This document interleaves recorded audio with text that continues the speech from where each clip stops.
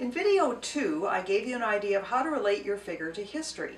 In this video, video 3, I'm going to show you how to actually construct a figure. Most of the figures that you've seen on these videos, the face is actually just a small pillow, as you can see from this one here.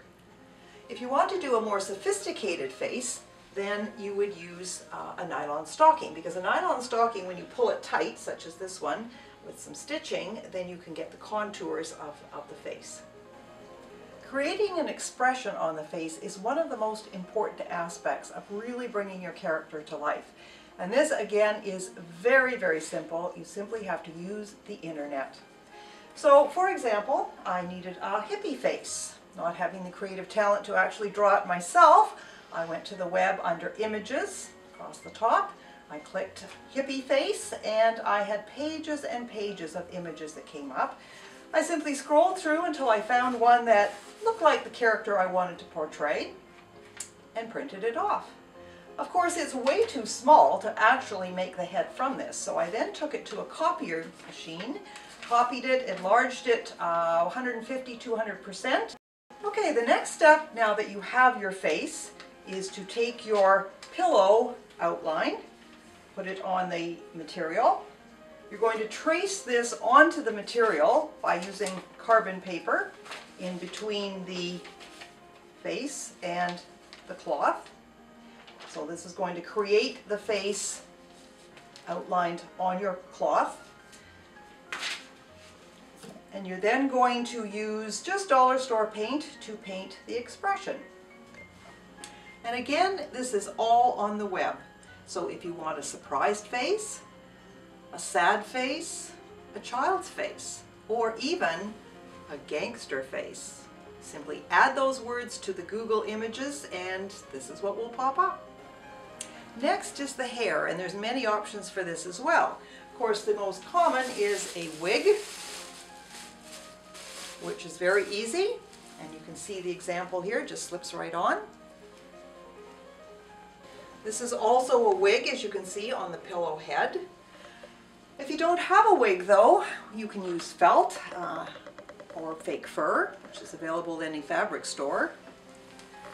Or, failing that, you can just paint it right on the cloth, which is what I've done with this. As we talked about earlier, none of these are expensive or difficult to make, and so you can see from the body, it's basically just a garbage bag. Again, stuffed with crushed paper or shredded paper. You don't really need fiber fill for this because the clothes will be going over the top. If you'd like to round the shoulders a little bit from the wooden frame that you'll be receiving, you can just use toilet paper rolls that give it a little bit more of a softening for the shoulders. So as we talked about in the last videos, when you register you'll receive a wooden frame, much like this. And this of course is where your head is attached at the top with just a push pin to keep it in place.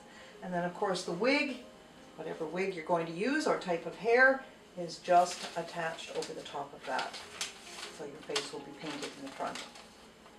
This figure here is also made from garbage bags, so you can see, again, the garbage bag is just tied to the frame, and then the clothes themselves are stuffed. So the legs are simply stuffed crushed paper, the same with the arms, and that flushes out your body. This figure also has a plastic bag body. As you can see from her clothes here, she really doesn't have any arms. The arms are actually just stuffing in the sweater itself. Now for hands, you can just use gloves. These are actually weighted down with a little bit of beach gravel just so that they will hang in position.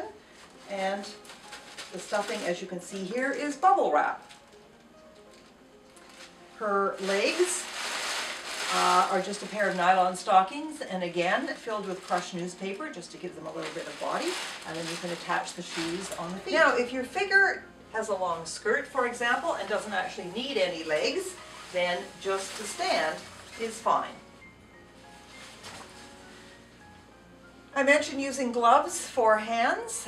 If you can't find any gloves, then you can actually sew hands out of the same cloth you used for the face, using your own hand as a pattern. This figure also has gloves. These are from the dollar store, and as I say, all of the clothing again came from thrift stores or family's closets.